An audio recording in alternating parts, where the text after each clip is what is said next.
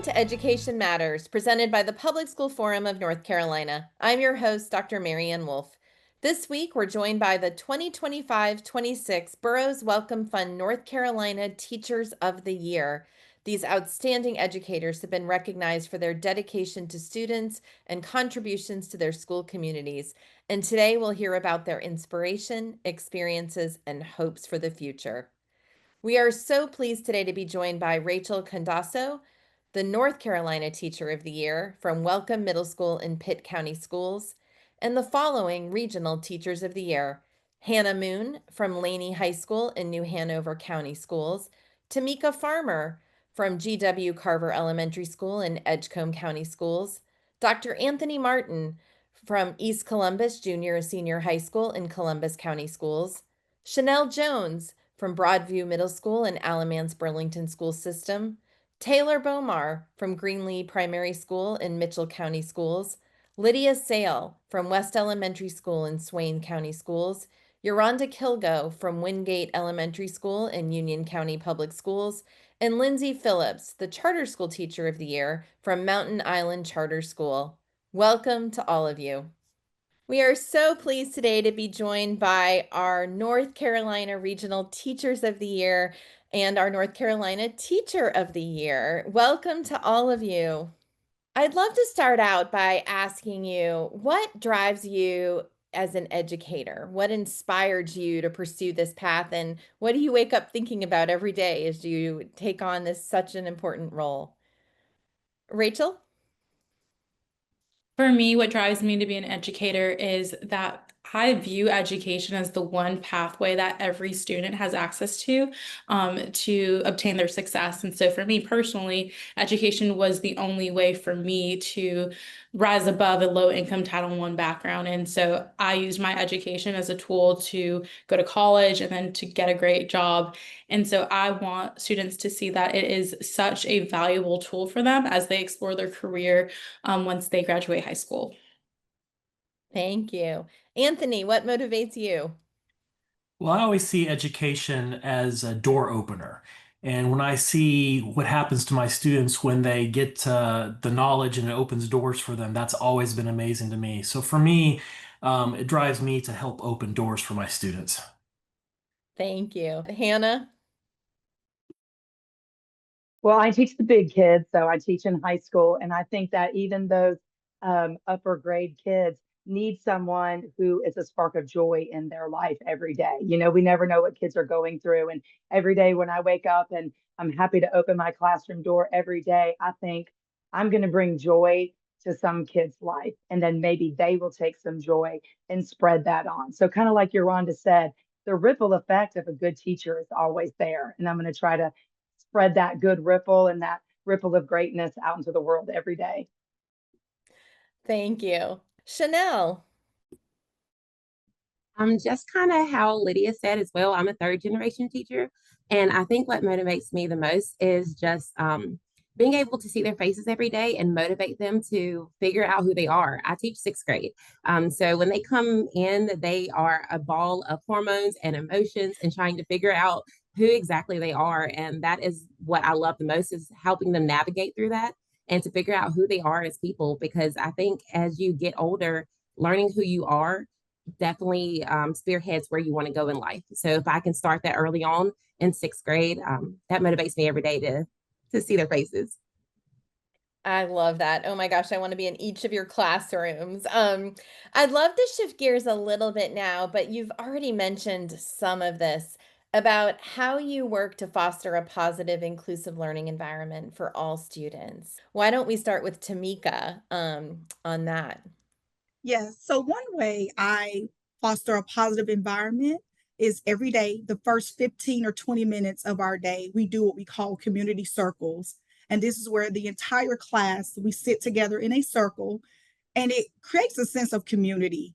We have a talking piece and I present a topic of discussion for that day. The first few weeks of school, we talk about emotions because we know fourth graders, we have big feelings and we have big emotions. And I always tell my students, all emotions are welcome in the classroom, in our classroom, but not all behaviors are welcome here. So we talk about feelings, and, I may present a question, what do you do when you're angry? Or what are some coping mechanisms that you can share when you're angry or sad or frustrated or even happy? And we share, and it allows students to communicate their feelings in a positive way, and also allow others to listen, be active listeners, as well as develop empathy for one another. So we love our community circles. Is a place of community. Everyone in the classroom has a voice. Students also have the option to pass the talking piece. So if they are not in the mood to share that day, it's no problem. They can pass it to the next person. But we just love to have community and family, like a family-like environment in our classroom. Tamika, I love that all emotions are welcome, but not all behaviors are welcome. I really like that. Yes, ma'am. I'm going to borrow that. Thank you. Taylor. So in my class at the very beginning of the year, I have a classroom fridge in my room. And so I send a note home, and parents let their child bring in any home pictures that they have. And they don't even have to be in the picture. It can be a picture of their dog or whatever.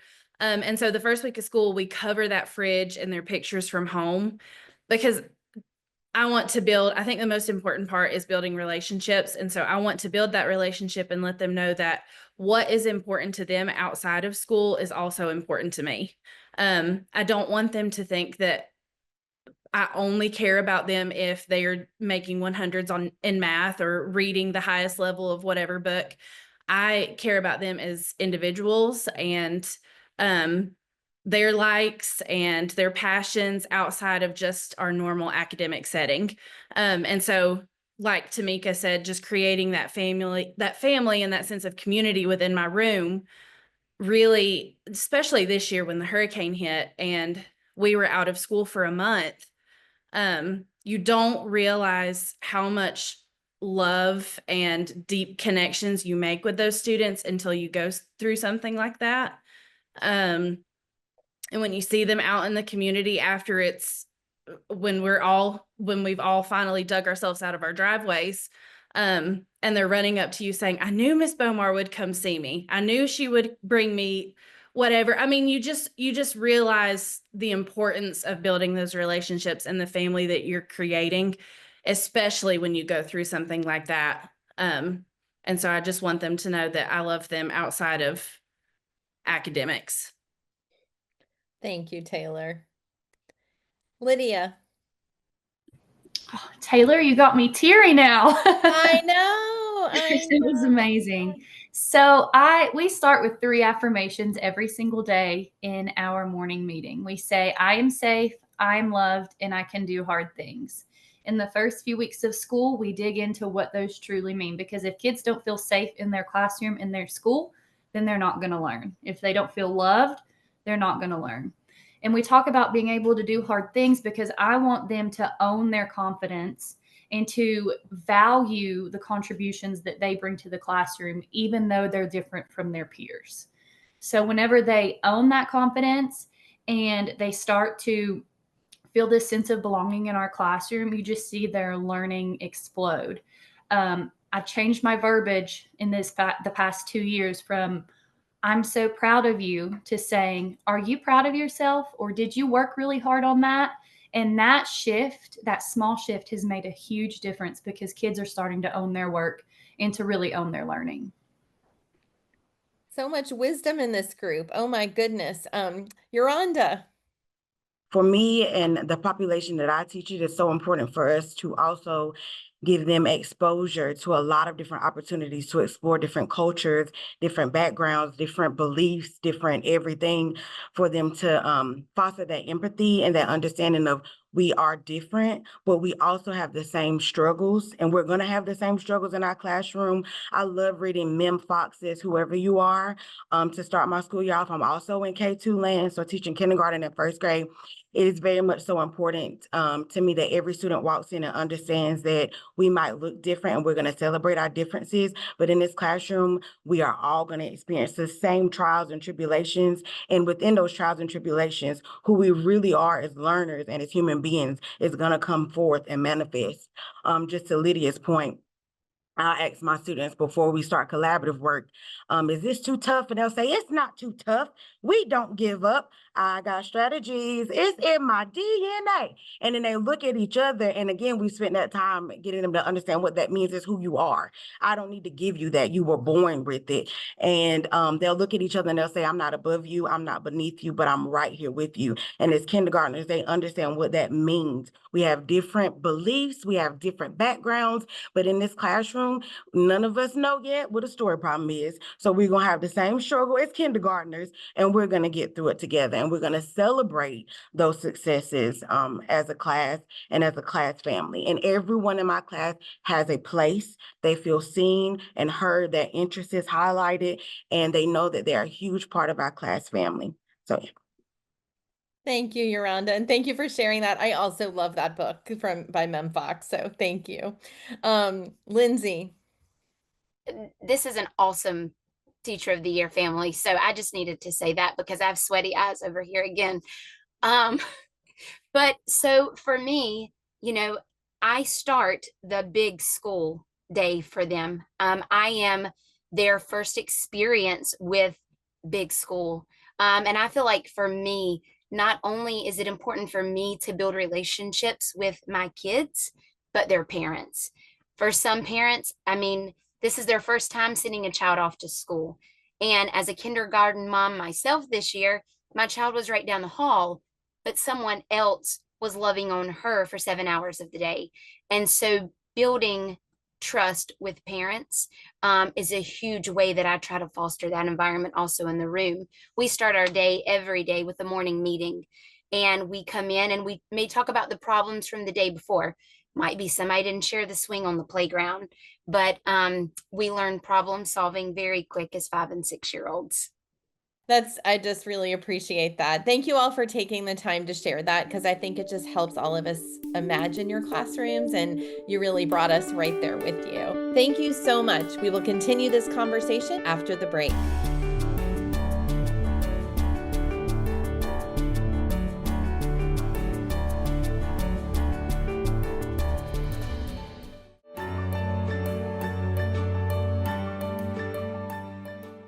Welcome back. We are so pleased to be joined by our 2025-26 Burroughs Wellcome Fund North Carolina Regional Teachers of the Year.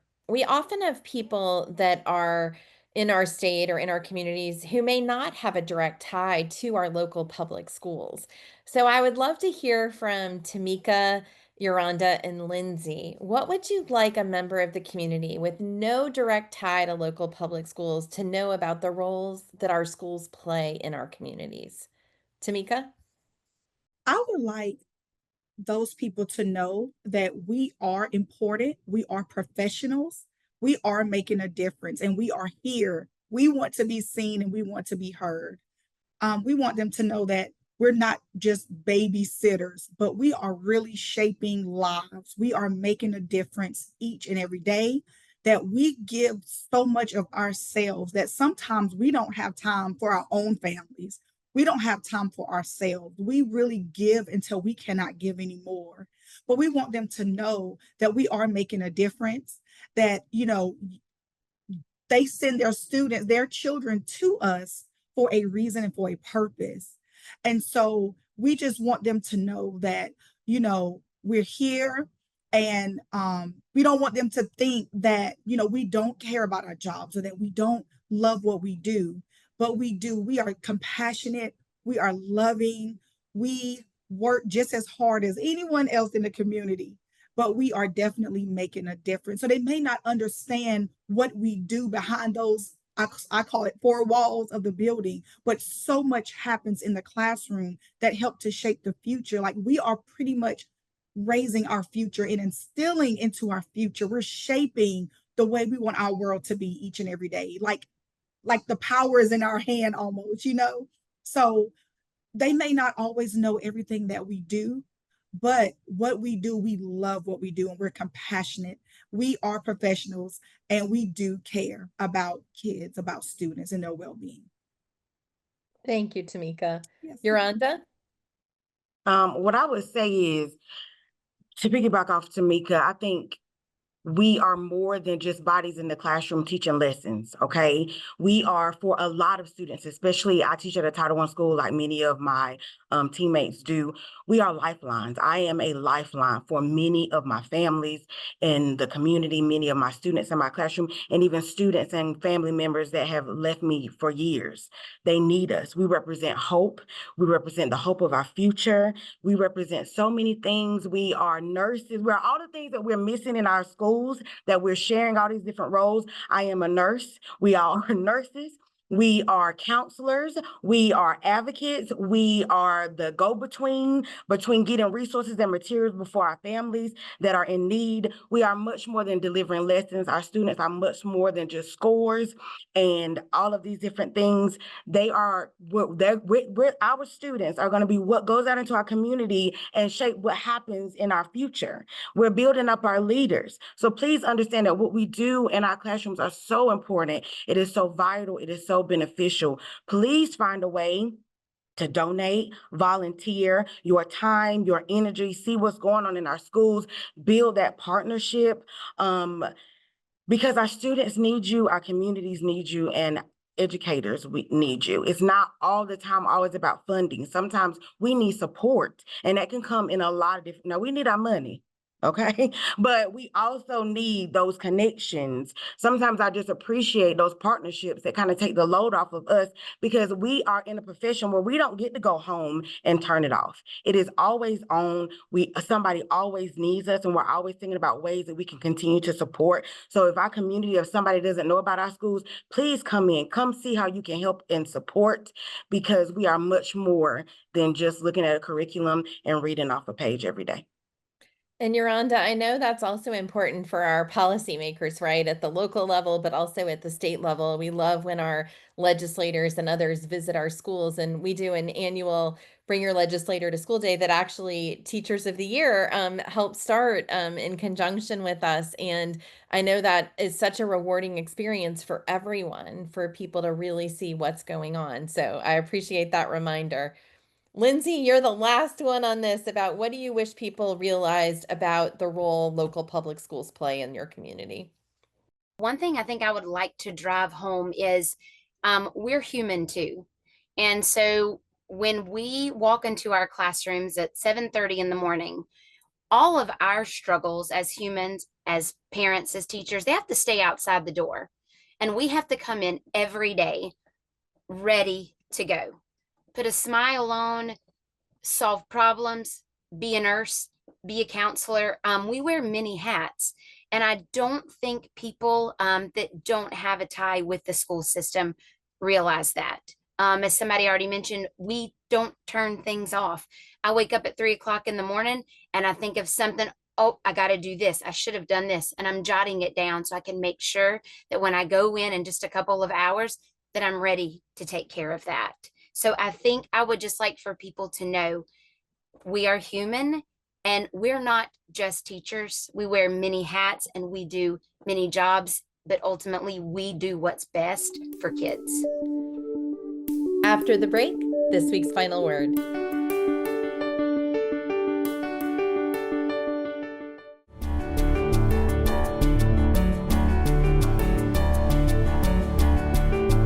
So our last question today is one of my favorites, which is, as an educator, what gives you hope? We will start with Hannah and just share what gives you hope. Well, what gives me hope is, of course, our students. They're happy, they're resilient, they're fun, they're funny, they're silly, they try hard. And every day, looking at my classroom and knowing that I'm looking at the future, it gives me chills. It gives me hope that it's going to be okay. Thank you, Hannah. We probably all need more time with students, don't we? Taylor and Rachel, I want to make sure we hear from both of you. What gives you hope? And I'll start with Taylor. So I would say the resiliency of all of the students that I've taught so far, but specifically this year, and just their ability to overcome the craziest, just most traumatic experiences and just turn on a switch as soon as we got back into school, and just, I mean, just smiling ear to ear, like they had not just experienced something horrifying. And just that resiliency of them being able to just push past that and have the best year that they possibly could. I also have hope just for public education as a whole. Through this process, like my other teacher pals have said, seeing the light that is shining down on public education, and like Anthony said, that not everybody is against us, even though we come into contact with some people that are, and that there are people who are championing education and revering teachers. And I'll give a little shout out to Elizabeth Santamore, her instilling the hope that like we are doing awesome things and we are representing education well.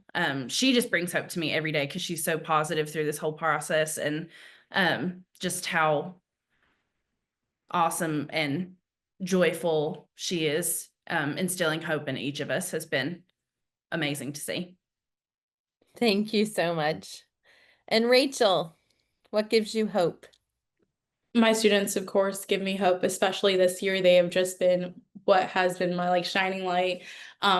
They are just so resilient, and they've really taught me to lead with humility. And I am just so grateful that I've had the opportunity of teaching at Wellcome Middle School for the past 5 years, because I started during COVID, and it was a very difficult time, especially as a beginning teacher, but also as an alternative licensure teacher. And so my students have really just been that shining light through it all.